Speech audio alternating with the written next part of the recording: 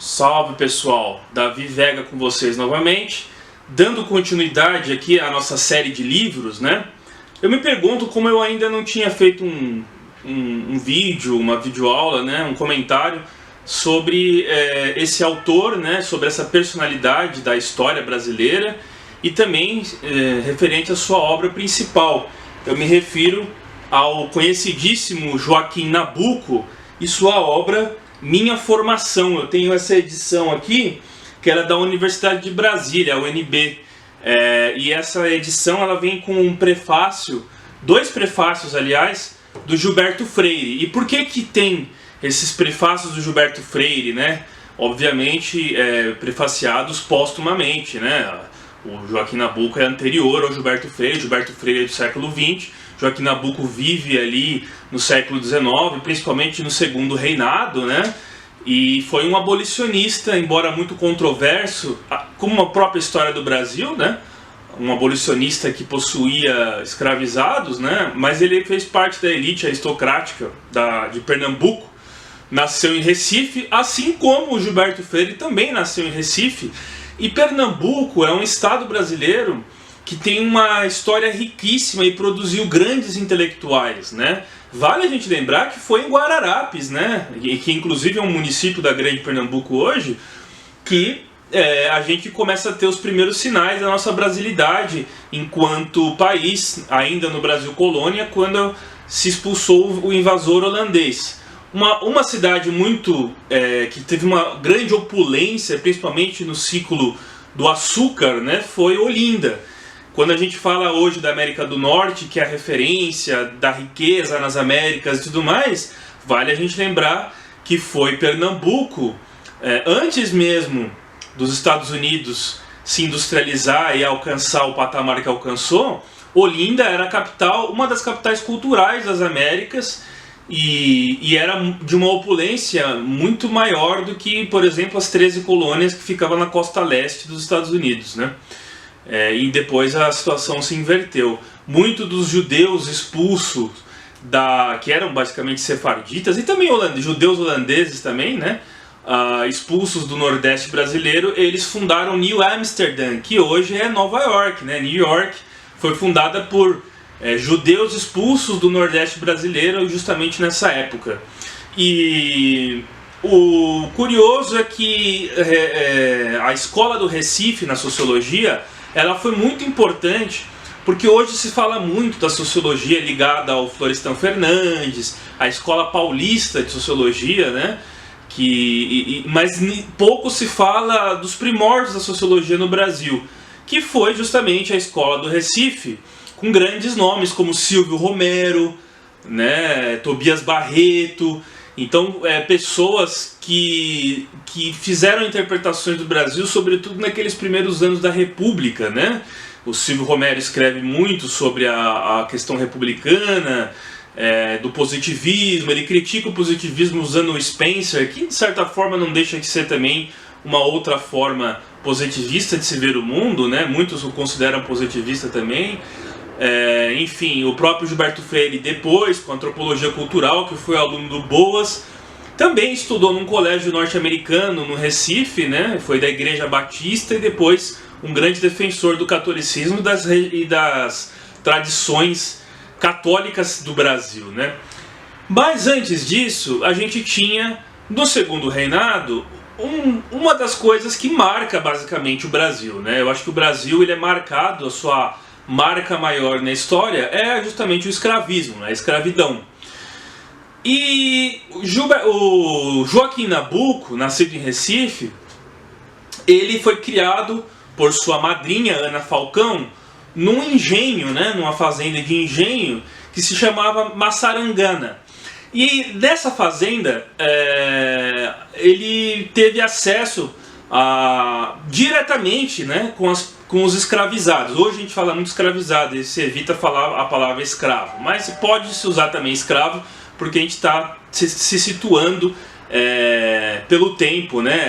Não é questão de fazer um anacronismo, mas a gente está, para dar um toque mais lúdico, podemos falar escravo, no sentido de escravo mesmo, né? eram pessoas escravizadas, a gente sabe disso, não eram escravos, mas a palavra escravo é designada para situar a condição dessas pessoas naquela época, né? Quando se fala em abolicionismo, sempre se vê a imagem de Joaquim Nabuco, né? Mas tivemos grandes abolicionistas negros que hoje tem um revisionismo muito interessante que mostra justamente a importância deles, como por exemplo o José do Patrocínio, né? Virou até inclusive uma série, um filme, pouco tempo, né? Fizeram dele, né? E as obras dele estão sendo lançadas e a gente tem uma outra visão que não é a visão do branco aristocrático.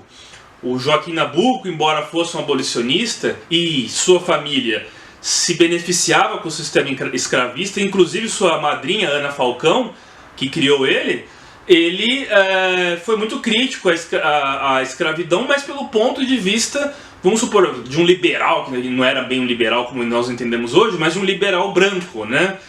Ele sai daquele contexto e vai estudar na escola de Direito, na Faculdade de Direito Largo São Francisco, aqui em São Paulo, uma faculdade que foi muito famosa, que os membros, filhos da elite estudavam, e ele teve um choque de realidade quando ele chega a São Paulo, porque lá ele era o reizinho, lá ele era basicamente ele era como se fosse um neto da avó da madrinha dele, né? Era filho de vó, vamos dizer assim, mimado, criado ali com todas as regalias, um dos únicos homens da casa e tudo. E ele teve uma criação matrilinear, né? Um exemplo matrilinear, sempre se teve uma ideia não preconceituosa em relação às mulheres, numa época que os homens machistas, vamos dizer assim, era o que predominava, sobretudo na política, né? Ele vai para a política depois, mas antes disso estudou na Escola de Direito do Largo São Francisco, e lá ele se deparou com justamente todo o império da lei, o mundo da lei, que naquele contexto que ele tinha em Pernambuco, ali no engenho, em sua fazenda, ele era o rei, né? Ele não tinha nenhuma lei sobre ele. Então ele foi muito difícil para ele se adequar a justamente uma certa impessoalidade da grande cidade quando ele vem para São Paulo, e ele começa a se rebelar, é um aluno rebelde, começa a criticar justamente o que eles falam do Zacarias, né, que era o governo Zacarias, as medidas Zacarias que tinha na época, e ele começa justamente a tecer textos e criou inclusive um jornal para escrever, criticando justamente o Brasil daquela época. O livro é uma espécie de autobiografia, né? Ele se baseia muito naquele inglês Arthur Ponsonby, né? Arthur Ponsonby, vamos dizer assim, mais portuguesado falando, que ele fala justamente, defende uma espécie de literatura que é a literatura introspectiva, quando você faz uma análise do real ou de um tempo histórico baseado nas suas próprias observações. Mas hoje isso é uma coisa muito comum, inclusive muito aceita e que tem uma saída muito grande, né? Os livros mais procurados são justamente de experiências pessoais, em detrimento de algo que é macro e tudo. Fazer a leitura da história com base nos particularismos, nas experiências pessoais, é o que as pessoas buscam geralmente. Por isso que o tipo de escrita jornalística, investigativa, ela também, até mesmo se fazendo um trabalho sociológico, ela acaba sendo mais procurada até pelo público não acadêmico e até mesmo pelo acadêmico também, porque é um tipo de escrita diferente, você se coloca como um protagonista, como um agente que está vivendo a história, ao invés de você ficar apenas com contato com os conceitos, né? Só que isso foi muito criticado quando ele lançou Minha Formação. Ele já tem 50 anos, né, depois de ter passado um tempo de sua vida, inclusive foi embaixador em Roma, o Joaquim Nabuco, tem uma embaixada em Roma do Brasil muito famosa, né?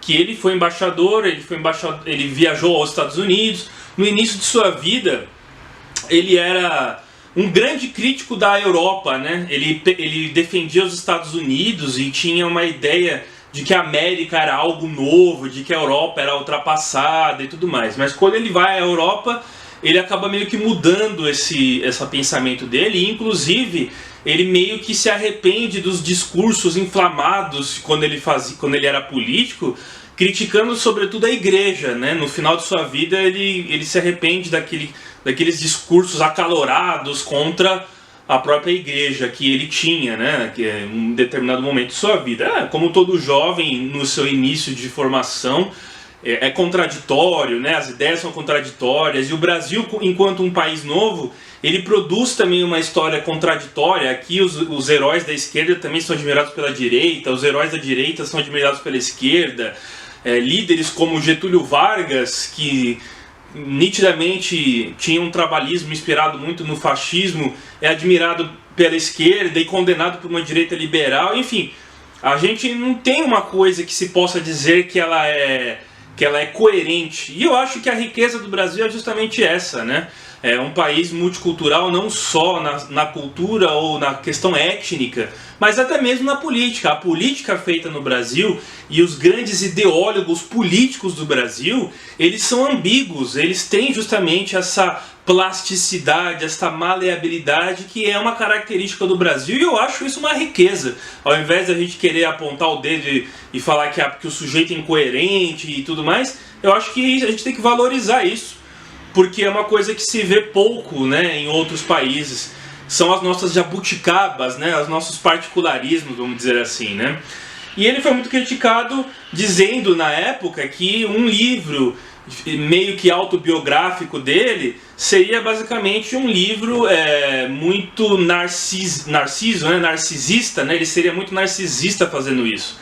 E esse escritor inglês Arthur, ele fala justamente que na literatura introspectiva, que é uma coisa que vai ganhar mais destaque, sobretudo depois da Primeira Guerra Mundial, ele basicamente foi quase que um modernista, numa época que o modernismo nem existia, nem o pré-modernismo do Leon Barreto existia.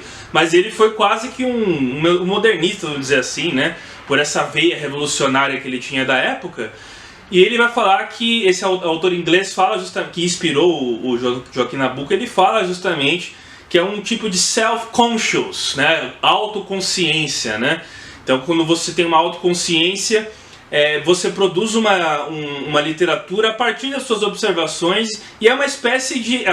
O ato de se escrever em tons autobiográficos, ele é uma espécie de exercício de autocrítica também, que é uma coisa que eu acho que tanto a direita quanto a esquerda devem fazer mais. A autocrítica está faltando, e muitas pessoas arrogantes e, enfim, que se creem detentoras da verdade e tudo mais, não fazem uma autocrítica, que é o que acaba justamente complicando justamente às vezes o espectro que ela defende, e até mesmo atrapalhando algumas medidas que poderiam ser até mais efetivas, ou algumas mudanças de estratégias que se faz até no âmbito político e ideológico, que não se faz mais por conta das pessoas justamente não fazerem esta autoleitura de si mesmas, né? Então, o livro, no livro, né, ele justamente vai fazendo narrando justamente a experiência dele na Europa, depois nos Estados Unidos, em Nova York especificamente, né? Ele também fala numa passagem sobre a Câmara dos Comuns, que ele fala da questão do lobby que se tinha na Câmara dos Comuns, e ele sempre traz essas comparações com a realidade brasileira. Só que ele nem sempre teve a sua consciência de liberdade, vamos dizer assim, né, sendo um filho da aristocracia, sendo uma pessoa da elite, em relação aos escravizados, que para ele era naturalizado aquilo, era natural, assim como para qualquer cidadão da época, né, pelo menos uma boa parte deles, que tinha o sistema escravista como algo normal, né? Hoje a gente olha para isso como um absurdo, mas vale lembrar que o Brasil foi o último país, né, a 13 de maio de 1888, com a Lei Áurea, realmente, efetivamente, abolir a escravidão. E antes disso se teve a Lei do Ventre Livre, né, a Lei Eusébio de Queiroz, que foi em 1850, se eu não estou enganado, a Lei de Terras do Brasil, depois os Sexagenários, Ventre Livre, e depois, justamente, finalmente, a Lei Áurea, que se terminou com todo esse sistema, né? E ele tinha isso naturalizado, mas ele começa a ver que as coisas não são bem assim quando ele está na varanda da Casa Grande, vamos dizer assim, ali do engenho em Massaranguá, né? E aí ele recebe justamente a visita de um escravo fugido que se ajoelha a seus pés e abraça suas pernas, pedindo pelo amor de Deus para o senhorzinho. Ele era conhecido como Nhoquinho, né? Nhoquim, por causa do Joaquim, né? Para o Nhoquim pedir a sua madrinha, Ana Rosa Falcão, que é para que ela justamente compre ele e que ele possa servir lá, porque ela tinha uma fama de ser mais justa com os escravizados, né? Não tinha o castigo, não tinha o chicote, não tinha o tronco, né? Muitos das pessoas, dos escravizados que trabalhavam na fazenda eram alforriados. Então a visão que o Joaquim Nabuco tinha, né, da escravidão, era aquela visão daquele microcosmo que não se aplicava à realidade totalizante dos escravos no Brasil, né? Ele estava vendo uma exceção à regra, que era de sua madrinha, que não era justamente a regra do geral do sofrimento daquelas pessoas submetidas a esse sistema. Então ele começa a ver justamente que aquilo era um grande sofrimento e ele começa a desenvolver um sentimento de humanidade muito à frente a seu tempo, né? Porque mesmo nos primeiros anos da República, o racismo ele foi muito forte, né? Com o racismo científico, os ideais de Lombroso, os ideais do racismo científico. Aí tem figuras como Nina Rodrigues, a Sociedade Eugênica de São Paulo. Todos esses sistemas que visavam entender o Brasil como sendo um país atrasado por conta do passado escravista, por conta dos negros, por conta dos mestiços.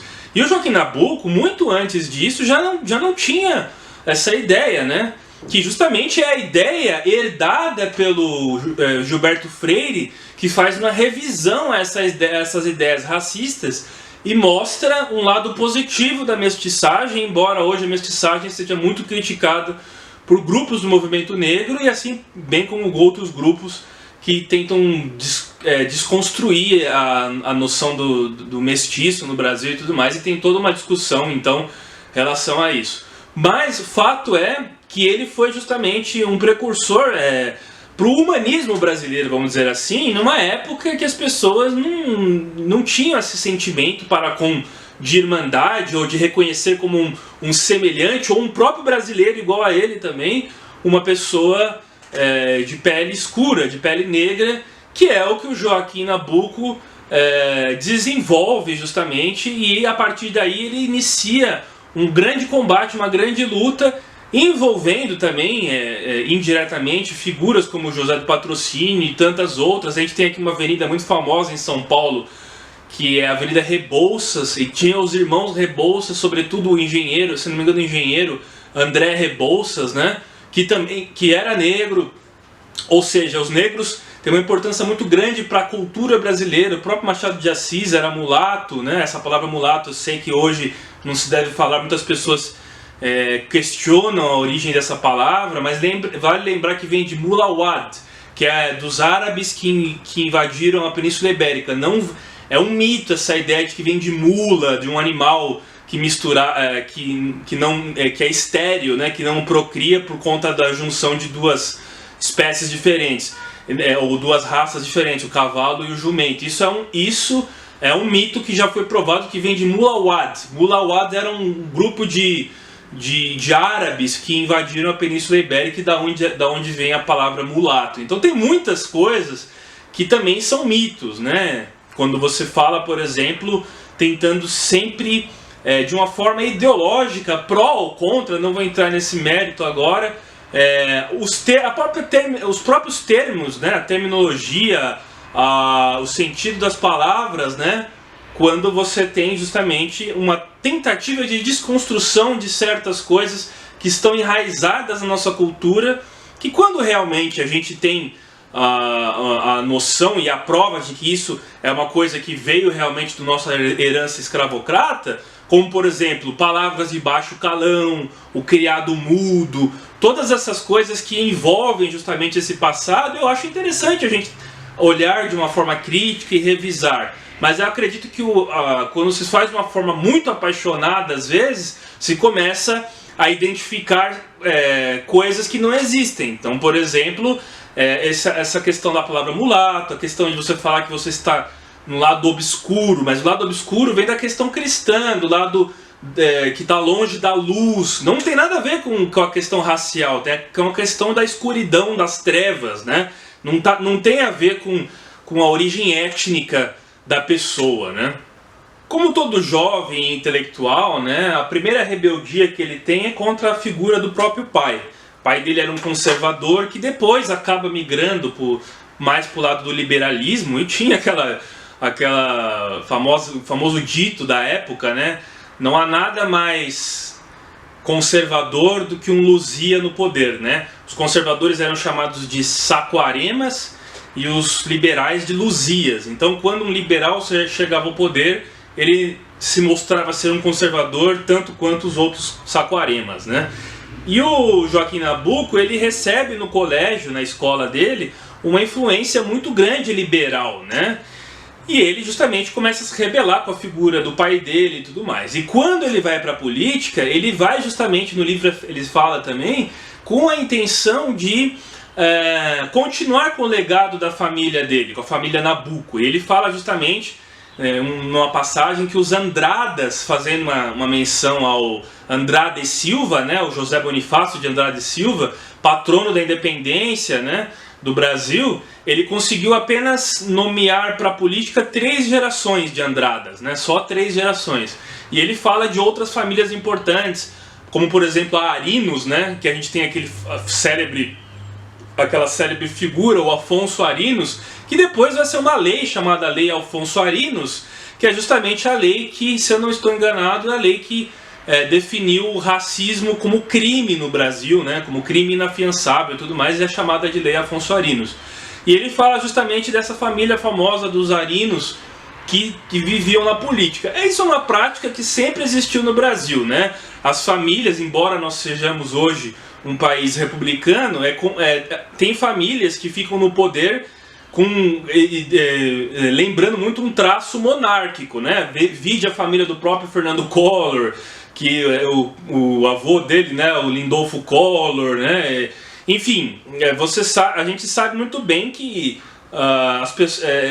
o Brasil, a família dos Calheiros, né, do Renan Calheiros, que é também de Alagoas, do Sarney, né, lá no Maranhão. Então a gente tem famílias que são enraizadas aqui, que dominam e mandam por gerações e gerações e continuam elegendo seus descendentes na política, e é uma marca não só do coronelismo, que foi estudado no Coronelismo Inchado e o Voto, do Vitor Nunes Leal, que é um livro que um dia eu ainda vou fazer também um vídeo falando sobre, mas hoje, embora venha mudando um pouco, se você pega uma cidade pequena, até mesmo do interior de São Paulo, quase todos os vereadores da cidade, enfim, os prefeitos, são pessoas que tinham familiares ou antepassados que já participavam da política, né?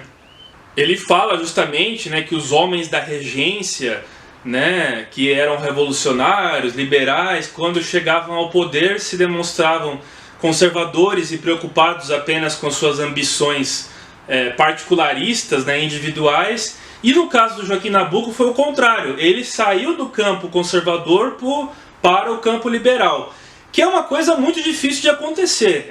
Historicamente, eu acho que o movimento, por exemplo, vamos dizer exemplificar entre direita e esquerda.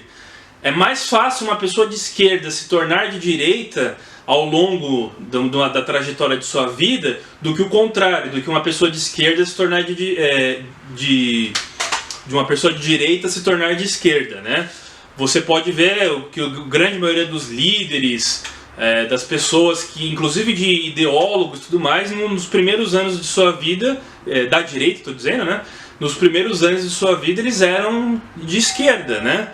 E depois, com o tempo, começaram a rever suas ideias. Eu acho que talvez se deparando com uma realidade que anula um pouco aquela questão utópica, e vão se tornando talvez até mais céticos e mais descontentes com alguma coisa, ou com algum ponto de divergência, às vezes, das linhas diferentes dentro da esquerda. O que acontece é que elas acabam se decepcionando e muitas vezes se tornando totalmente o contrário daquilo que elas foram nos seus primeiros anos de intelectualidade e de juvenil. Algumas pessoas ficam até por mais tempo.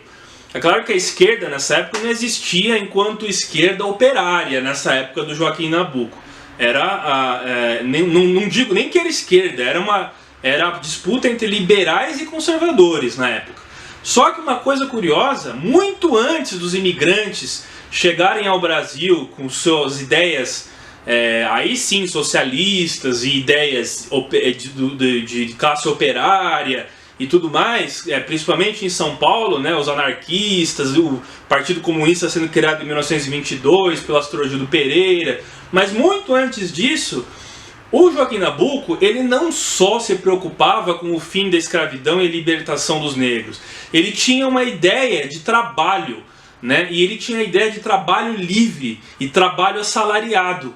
Então ele vai defender uma espécie de operário que nem existia no Brasil. O Brasil nem tinha passado por uma revolução burguesa ainda, nem tinha formado uma sociedade de classes ainda, ela tinha uma sociedade muito estamental, né? A questão do estamento.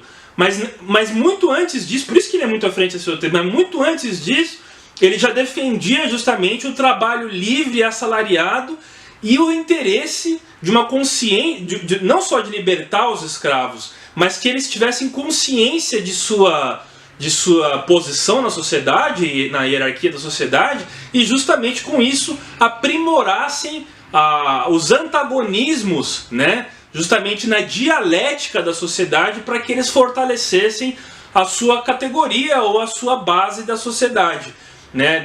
Numa sociedade de classes que nem existia ainda. Então isso faz do Joaquim Nabuco uma figura muito genial, né? Porque ele era muito à frente ao seu tempo, não só por querer terminar com o sistema escravista, mas já por pensar num tipo de sociedade que o Brasil só vai adentrar nos anos 50, com uma espécie de revolução burguesa passiva, da via prussiana, que não foi espontânea e nem teve derramamento de sangue como na França e tal, mas que com a industrialização do varguismo a gente vai começar a se tornar um país mais urbanizado e a questão de classe aparece. E o Joaquim Nabuco, ainda nos anos do Império, já previa isso, né? Então ele foi senador, né? No livro ele fala do Ernest Renan também, ele fala também da academia, e ele vai falar também justamente da questão da literatura, né? Dos literatos e a diferença dos literatos na política, sobretudo. Tem-se uma frase que se fala que nessa época do Império o Brasil era uma ilha de intelectuais num mar envolto de analfabetos, né? Eram poucos que sabiam ler nessa época. O próprio José de Alencar, quando lança suas obras em folhetins, era só uma elite que conseguia ler sobre aquilo, né? O povão ficava sabendo do que ele escrevia nos folhetins através de pessoas que sabiam ler, que tinham profissões, igual um tempo atrás tinha pessoas que escreviam cartas, né, e ganhavam para escrever cartas. Eles liam essas coisas no jornal e falavam para a população, né, porque era um país que as pessoas não sabiam ler. E aí ele fala também da influência francesa e da influência inglesa. Ele vai falar justamente dessas questões do liberalismo, e aí ele explicita mais o liberalismo e sua visão liberal, né?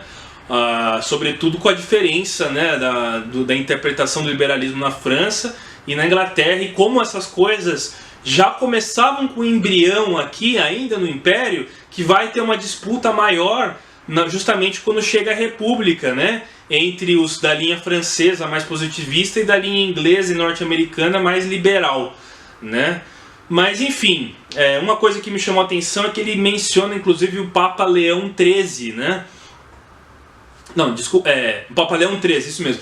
Ele fala do Papa Leão XIII, que foi um Papa muito famoso justamente por todas essas reformas, né? E num período sempre que se tem um período crítico e mais decisivo, sempre temos atores, sobretudo a igreja, que já teve muito mais influência e poder, e sobretudo naquela época, que a igreja era a religião oficial, ainda não era um estado laico, porque não era a república ainda, e a igreja era considerada a igreja católica, né? Ela era considerada a religião oficial do Brasil, e a figura do imperador era divina, né?